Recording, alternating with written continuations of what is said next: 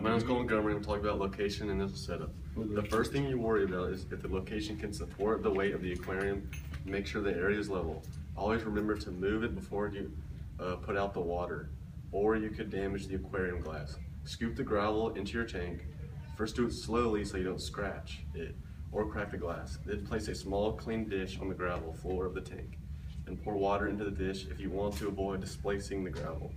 Next you will add a dechlorinator, then add decorations. Next attach your filter.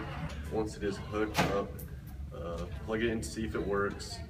Then place your heater into the tank and wait at least 30 minutes before you turn it on. Then place the thermometer and place it on the correct temperature.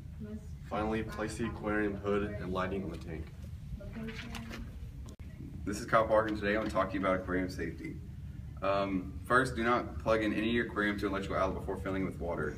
And after you're done filling it with water, make sure that nothing that wasn't intended to be wet is wet. This includes electrical wires and the light bulb socket.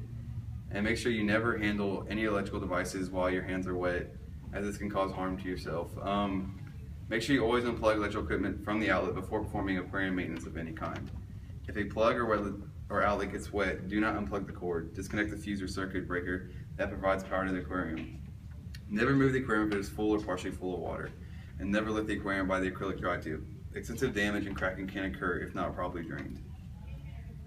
Also, if your aquarium shows any signs of abnormal water leakage, immediately unplug it from the system and the power source. Do not use any other equipment from the aquarium other than what is provided or specified malfunction. Damage to property and injury may occur. Also, make sure you never use air pollutants, such as household cleaners, perfumes, deodorants, and other chemicals around your tank, as this easily dissolves into the water, and fish gills are very sensitive to chemical damage, which can cause suffocation and death. And make sure when you're adding foreign objects into the tank, never put any metal objects in the tank, including paper clips, pencils, etc. Do not add decorations to your aquarium unless they are suitable for an aquatic environment. These can be toxic and result in death to your fish. Make sure you're always washing your hands when you finish working on your fish on their home. You should wash your hands. Aquariums, fish bowls, and ponds have some sorts of bacteria and other pathogens that animals such as dogs, cats, birds, and reptiles have on their bodies. Anytime you touch any of these animals or have any of these objects, that you have touched, you should wash your hands. So remember, always be safe. Fagon, we talked to you how to add living organism and maintenance.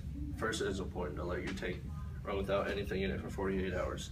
This helps the temperature stabilize. If possible, add no more than 1 to 2 fish per 40 liters. For the first week, feed them very sparingly. Adding too many fish can cause temporary imbalance. Also remember the tank can only support a limited number of fish. For maintenance, make sure you frequently clean the glass and make sure everything is running right. Condition the water when needed. Hi, I'm Pletka, and I'm going to teach you about water standards. It is very important to make sure your fish has clean and acceptable water for their health. You always need to make sure your filter and heater are working correctly and you have the right amount of water conditioner. The temperature will depend on the type of organisms, but you should always check your water. Most freshwater and tropical fish prefer an ideal constant of 24 degrees Celsius. Make sure to research the species you wish to keep and learn about specific water standards.